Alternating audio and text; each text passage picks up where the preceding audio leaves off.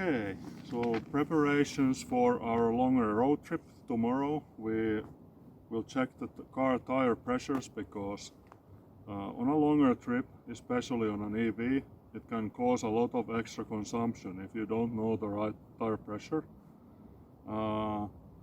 And the reason why most cars will not alarm you for the low pressure is because the tire pressures will drop on all four tires when it's freezing. Okay, so first things first, to check the tire pressure I'm using this manual gauge. It doesn't look much, it's actually quite cheap, but the difference is that this is calibrated. I've calibrated this at work, so I know how much the meter is off, and it's actually only like 0.05 bar off. And then the correct pressure for each car, in the Citigo case it's here. So basically it's always 2.5 bar in every tire. So all load conditions it's always the same. Okay.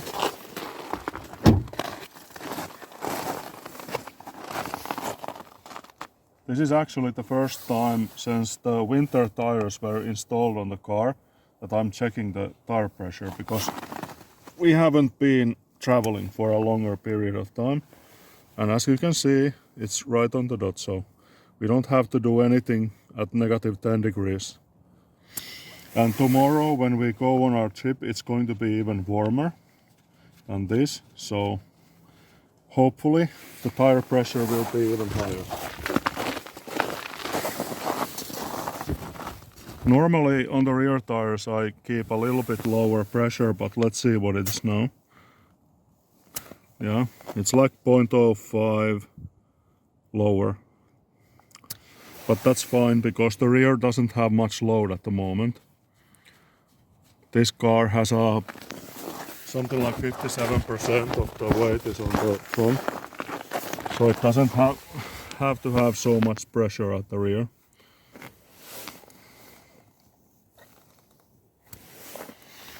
Yeah, so at least I know that these tires, they actually hold the pressure really well, because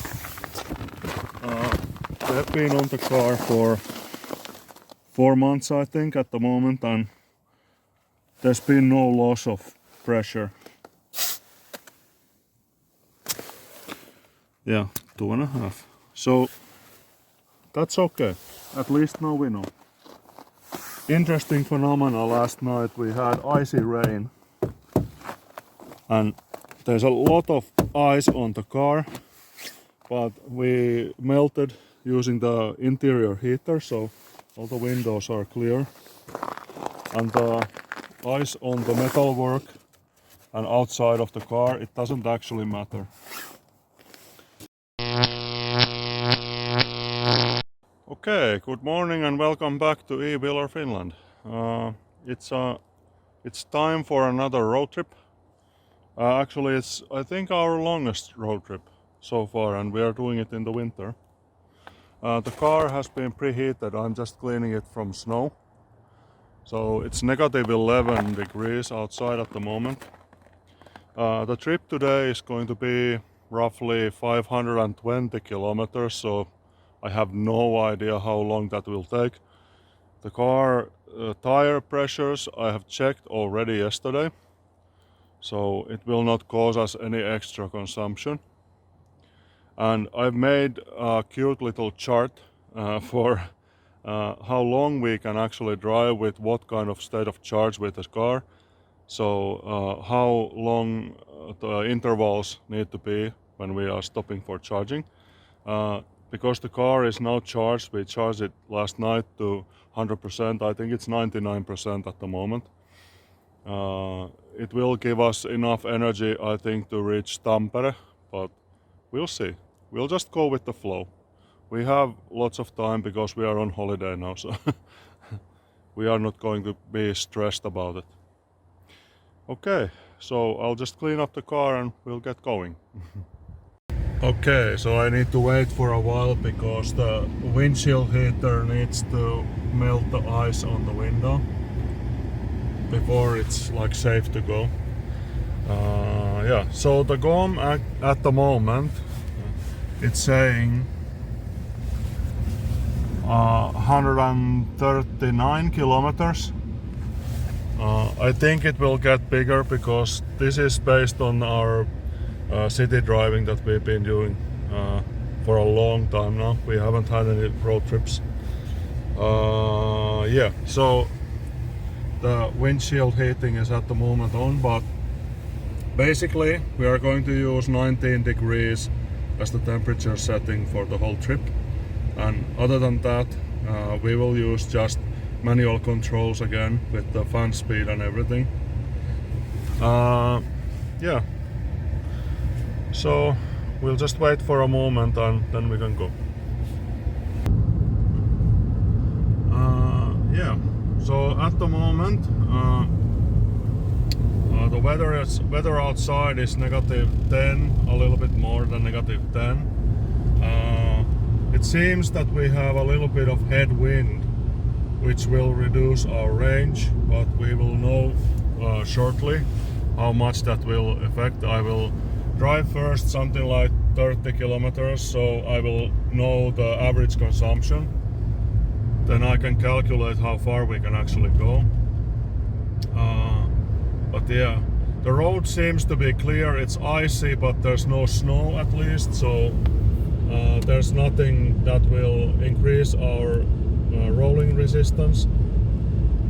And roughly half point of our trip there will be snow. The forecast is heavy snowfall, so that will eat our range. But yeah, it's interesting. I will be recording the consumption and the travel distance every time we charge, and also the conditions in which we have been driving. So it will give you a rough estimate on how you can actually get the consumption down to a certain level driving normally in certain kind of weather. So yeah, it will be an interesting trip. Okay, we stopped for a pee break in Hämeenlinna. We have done at the moment 52 kilometers according to the GOM. And the average consumption so far 17.6 kilowatt hours per 100 kilometers. It was actually lower than that already. But the problem is this. We are experiencing icy rain, and those of you living in the warmer countries that don't know what this means, it means that there is undercooled water, and the undercooled water, when it rains down on the car, it will form ice, solid ice, which is why we have been forced to use a lot this max setting and the windscreen heater to keep the car's windscreen clean. That increases the power consumption quite a lot.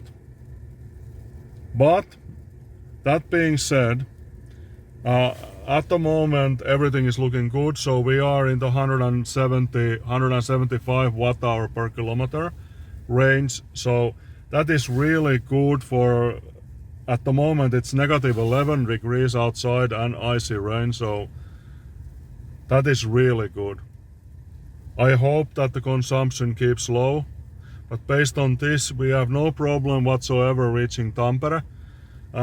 So in Tampere we have lots of choice with fast chargers, so we will just make up our mind when we are closer to Tampere where we will be charging. And we will have a longer break there because of the charging speed. We can charge so slowly in the winter with this car that it will be a long break.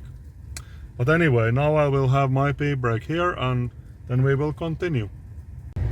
Okay, we are back in the car now.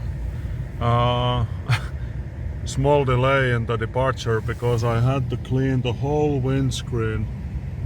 There was so much ice that we couldn't move the windshield wipers at all.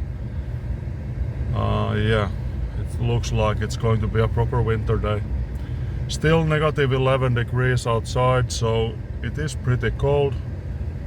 All the more reason to think that the consumption is really low at the moment, so hopefully it stays that low. for the rest of the trip. Okay, so now we go towards Tampere. Okay, so we came to Tampere ABC service station. There's a fast charger here. Just before coming here, we went into forced eco mode, so we managed to get 123 kilometers before forced eco mode in this weather. Average temperature on this trip from Jyvaskyla to Tampere was negative 10.5 roughly. We had lots of icy rain. We needed to use the heaters all the time, so very consuming. Still, total distance before charging 125 kilometers. Let's see the consumption. Average consumption 187 watt-hour per kilometer. So that's our baseline for the whole trip. Hopefully we can get also lower. We had headwind the whole time when we came here, so yeah. Now we will have a lunch break and we will put the car on charger. Okay, we are ready to go. We had 1 hour lunch, and during that time we got 75% more power in the battery, so yeah, at least we can go to our next place of stop, which should be Jämsä, but I think we will have a small pee break between Tampere and Jämsä, but we'll see. So on we go. Okay, we made a quick stop here in e-iV. We will take a little bit more juice so we can get all the way to Jämsä, and just a quick stop, few minutes, and at the moment our GOM says 88 kilometers left, and we are averaging consumption of 21 kilowatt hours, 210 watt hour per kilometer. So we have still headwind, and we have to use a lot of heating to keep the windows open, so not so nice, but that's life, and that's what all of this trip is about. So we will have a small break and then we continue. Okay, we have 119 kilometers again on the GOM. We got something like 4 kilowatt hours, I think, something like that. So we will continue to Jämsä, where we will charge enough so that we can get to Jyvaskyla. Okay, let's get going. Okay, we are in Jämsä now, and at the moment we have 54 kilometers left on the GOM, and average consumption since Tampere. We didn't reset on e-iV because that was just a quick top up. So average consumption since Tampere has been 20.6 kilowatt hours, so 206 watt hour per kilometer. Distance from Tampere 94 kilometers so far, so pretty good. I'm actually quite happy with that. What we will do next is we will have a break here. We will take enough power so we can actually go to Jyvaskyla, and then in Jyvaskyla we have to have a longer break, possibly have another bite to eat there, but in here we'll just have a break, and let's see how much we have to charge. Okay, it's charging now. These are good chargers, I've noticed, they actually work, and we will stay here for a while. It's negative 13 degrees, it's colder than in the morning that we left. Really freezing at the moment, it's windy. So yeah. Okay, we are ready to leave towards Jyvaskyla. We have 135 kilometers on the GOM. It's not that much, it will go down pretty fast when we start moving. But anyway, we have something like 75-77% I think at the moment in the GOM. And yeah, we stayed here maybe a little bit too long because we didn't need that much power, but at least we have some reserve. It's always nice to have some reserve when the weather is like this, and everything is freezing, so that you don't have to always be so worried about the running out of power. Okay, so let's go.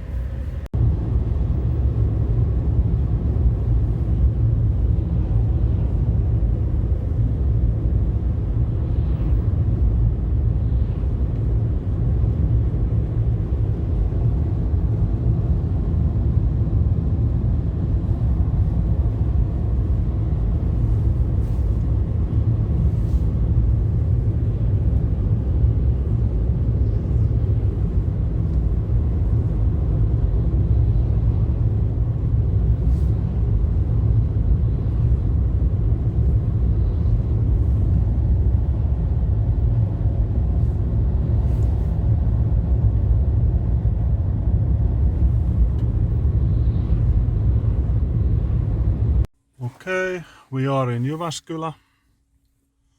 We stop here for a fast charge and we need a little bit more power now, so we can continue to our next destination.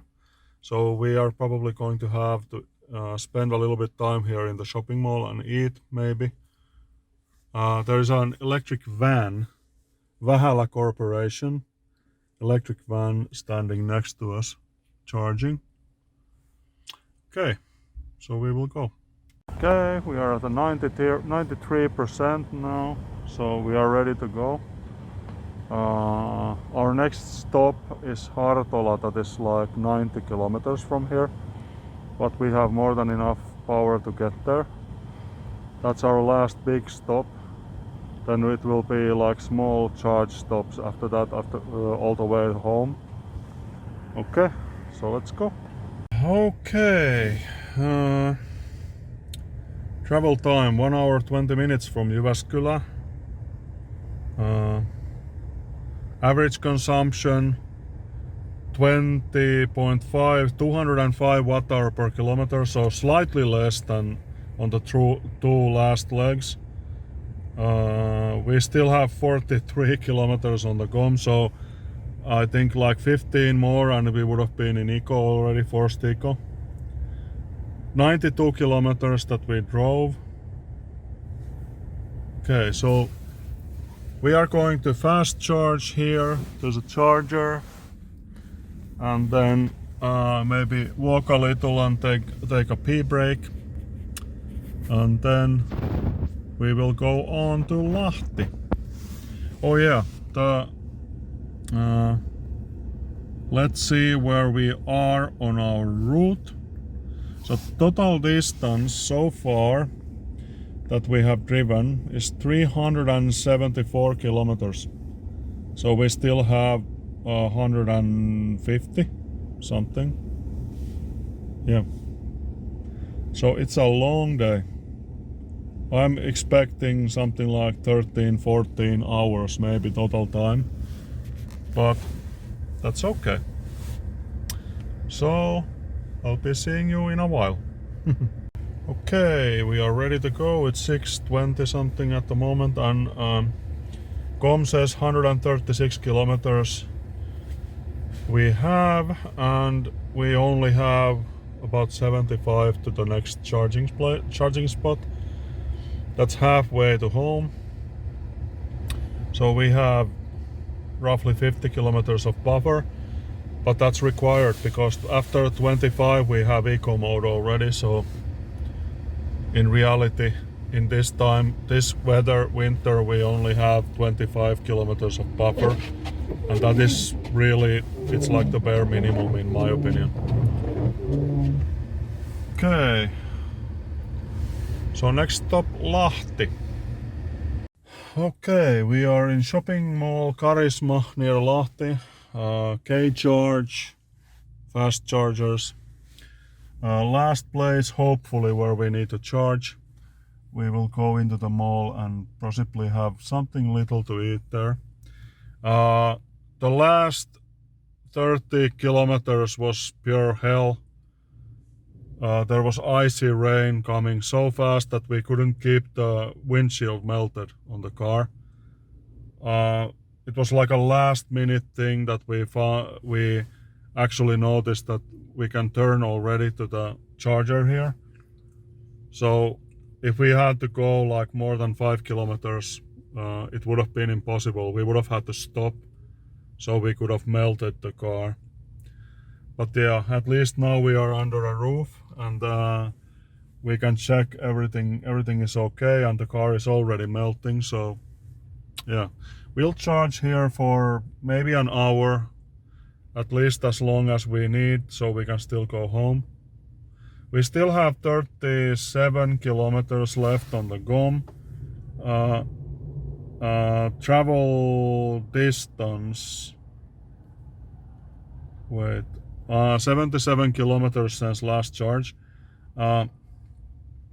We still had 37 kilometers of range, 212 watt-hour per kilometer the consumption, so pretty high, but we have to use the heaters all the time. The windscreen heater, everything full blast all the time so that the car would keep melting. It's negative 11 still outside, and it was supposed to be 0 according to the forecast, so it didn't quite go as planned, but at least we are getting like real life readings. That's the main thing. So yeah, we will put the car on charge and go and grab something to eat. Okay, so we decided to move on and go to the ABC service station in Lahti to charge the remaining power that we need to go to Hyvinkää. So we got something like 13 kilowatt hours from here, so plenty of charging, but not enough to get us all the way to Hyvinkää. Okay, so ABC it is. Okay, finally home. It's 9:50 p.m. so it took us almost 14 and a half hours to complete the 500, and what was the total distance? Let's see there. 533 kilometers. To be honest, you can actually do that much quicker if you are able to always count the kilometers that you actually need to charge and so forth, but that would be pushing it, because what today has proven, your consumption can vary anything between 190 to 210 watt-hour per kilometer even with our car, and that's just like headwind, cold or hot weather. I mean, anything influences the EV so much, the consumption, that you can never really estimate like accurately. And then also you need to have a reserve power.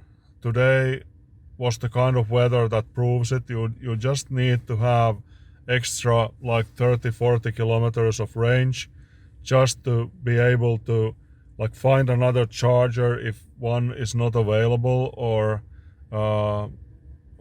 if a charger is broken or whatever, especially on a car like this that has really limited range. Okay, so this is too late already. We will not be charging the car full tonight, but I will do it tomorrow. But you can already see here the final results. I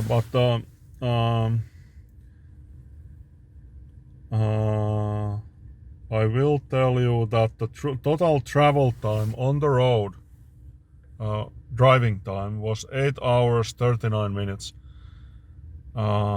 So basically we spent for our breaks, snacks, lunch, dinner, and charging in general, we used about 6 hours, 5.5 hours on this trip. So roughly one hour per 100 kilometers, so that's a lot. But this car has such a small battery that it's quite understandable.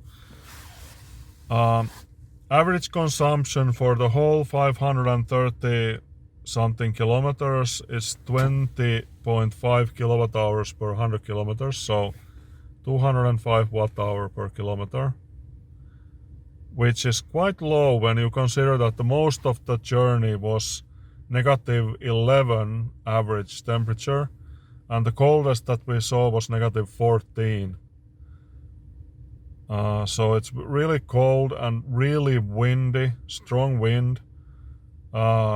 About 2/3 of the way it was headwind, because the journey took us almost a whole day, so the wind was shifting the whole day. So of course, because it's our luck, we had headwind most of the way. So yeah, but whatever this day proved is, I think the most important thing we learned is the fact that you need to prepare very well when you have a car that has limited range.